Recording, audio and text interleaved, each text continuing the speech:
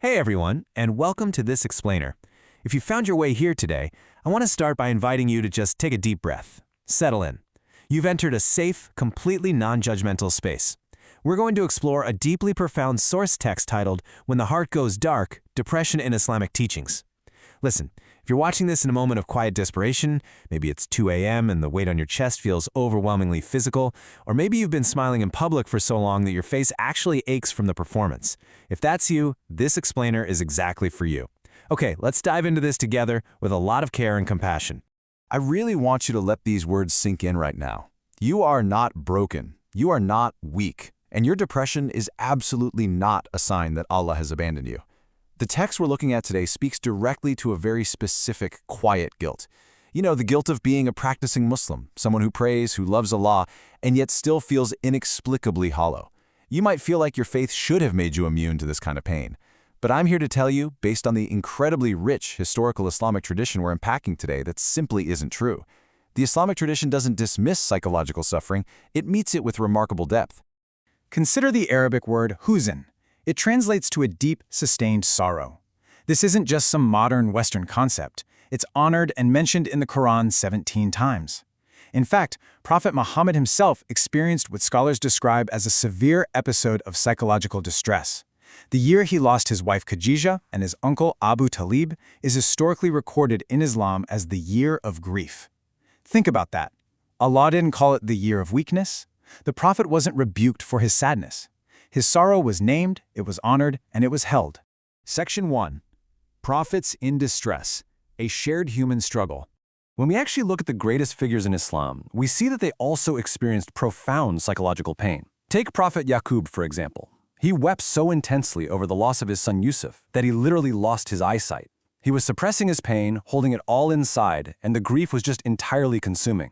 And you know what? This wasn't a flaw in his character. It wasn't a lack of faith. It was immense, shattering human grief. To feel consuming sorrow is quite literally to walk in the footsteps of the Prophet. Then think about Prophet Yunus. He retreated into complete isolation, went down to the depths of the sea, and cried out this famous supplication from a place of absolute, utter despair. But the crucial takeaway here is that this prayer wasn't born from some calm theology class. It was born from the belly of darkness, both literally and metaphorically. It was a raw cry for help from a place of intense isolation and distress. And it's not just them. Prophet Musa experienced what we would today call acute anxiety. He trembled, he feared for his life.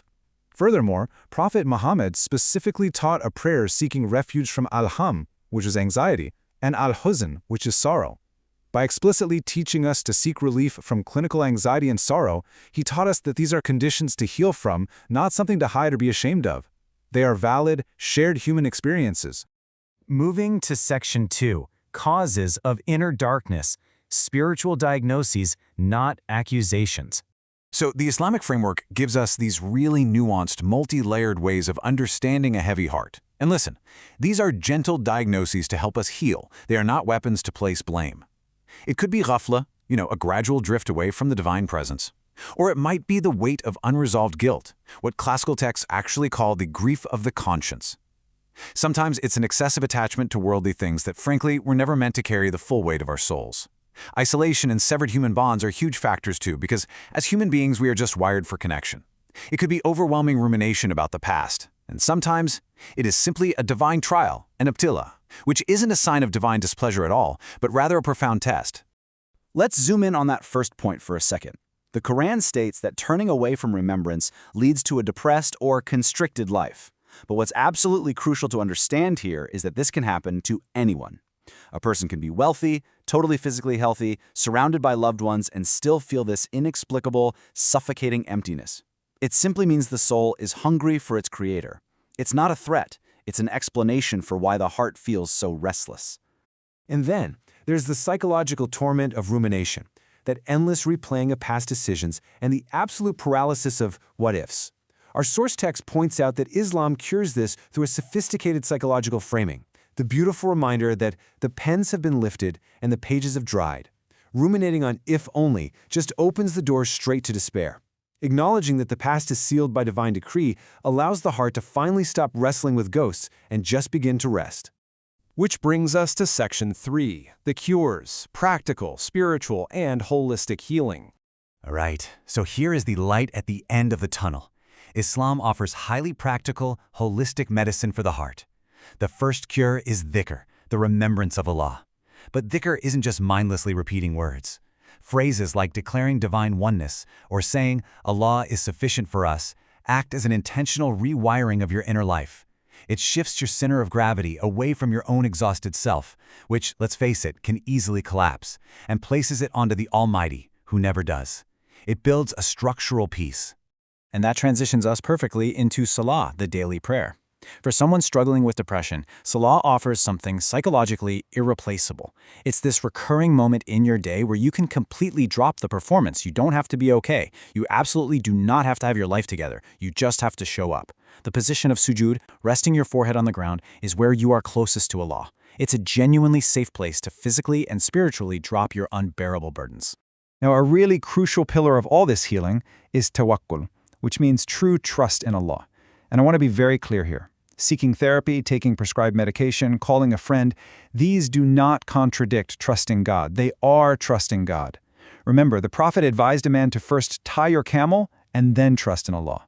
Taking practical medical action for your mental health is exactly how you tie your camel. We also look to the Quran itself as a literal source of healing. Think about Surah Ad-Duha. It was revealed during a period when the Prophet was experiencing a pause in revelation, this heavy divine silence where he actually felt spiritually abandoned. But the message of that surah is that Allah's silence wasn't a rejection, it was a preparation. So if you feel like Allah is quiet in your life right now, please know that He hasn't taken leave of you, not at all. But listen, we absolutely cannot ignore the physical body. In Islam, your body is an amana, a sacred trust. The Prophet said, your body has a right over you. Sleeping enough, eating well, moving your body, getting actual sunlight, these are not selfish luxuries, they are acts of faith. Neglecting your physical needs in the name of piety is a profound misunderstanding. Your body and your soul are deeply, intrinsically connected. Which brilliantly illustrates the next point. The Prophet explicitly told us to make use of medical treatment. Seeking psychiatric help, going to therapy, taking antidepressants, these are prophetic principles. Refusing professional help for depression out of some misplaced sense of shame has zero basis in the Sunnah. Finding the remedy is exactly what Islam commands us to do. Section 4. Reframing toxic positivity. What we must stop saying. If you're dealing with depression, you've probably heard some well-meaning, but let's be honest, absolutely devastating advice. Let's validate your frustration right now. Telling someone with clinical depression to just make more dua, without offering practical help, that's like telling a diabetic to stop taking insulin and just fast harder. It's dangerous. Hearing, your iman must be weak, is simply false. We've already proven the prophets themselves grieved deeply. And hearing, others have it worse, only minimizes your pain instead of actually healing it. The true Islamic response is compassionate presence. It is listening, encouraging medical help, and sitting with someone in mercy. You deserve mercy. You don't need a theology test. Section 5. The lifeline, you are not alone in the dark. Okay, I want to slow down completely right here. If the darkness feels so absolute that you're having thoughts of self-harm, please stay with me. Your life has infinite value. I need you to know that depression is a medical reality, and it literally lies to you. It distorts your perception, making you believe the future is just empty. But that is the illness talking, not the truth. The Quran reminds us that Allah is to you ever merciful. That mercy isn't just saved up for a good day, it's for right now, in this exact heavy moment of darkness. You do not have to carry this alone. You deserve help. You know, the Prophet told us that Allah looks at our hearts. He doesn't just see the polished, smiling version of you that performs for the rest of the world. He sees your real, aching heart, the one that doubts, the one that cries in the dark when no one else is watching. And He draws close to every single person who suffers.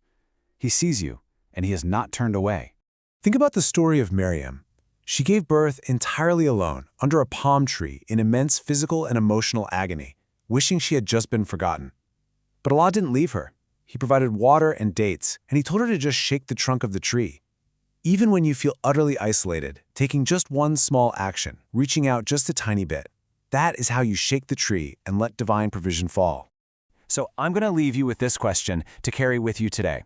What is the one small step you can take today to shake the tree and let the light back in? Maybe it's calling a trusted friend. Maybe it's finally booking that therapy appointment. Or maybe, just for today, it's simply being gentle with yourself. You are seen, you are held, And this darkness is definitely not where your story ends. Take that next small step.